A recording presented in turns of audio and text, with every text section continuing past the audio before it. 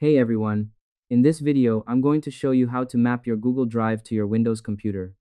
Let's get into it. First, download the Drive tool. The first step is to get the official program from Google that helps your computer talk to your online storage. Go to the official Google Drive download page and click the button to get the tool for your computer. Open the file you just downloaded to start the setup.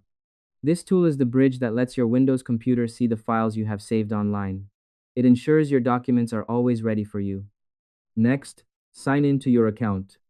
You need to tell the program which account you want to use so it can show you the correct files. A window will pop up asking you to sign in.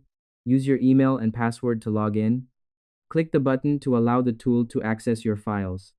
By signing in, you are giving the program permission to show your private folders on your machine. It keeps your information safe and connected only to you. Next, choose how to see your files. Now you can decide how the files should sit on your computer. You can choose to see them only when you have internet, or keep copies on your computer all the time. Go into the settings, preferences, and look for the choice that says Stream Files or Mirror Files.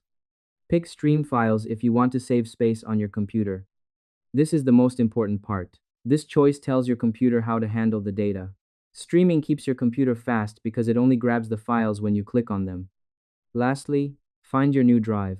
The final step is to look for your new drive in the same place where you find your main computer folders. Open the folder icon at the bottom of your screen that says something like this PC.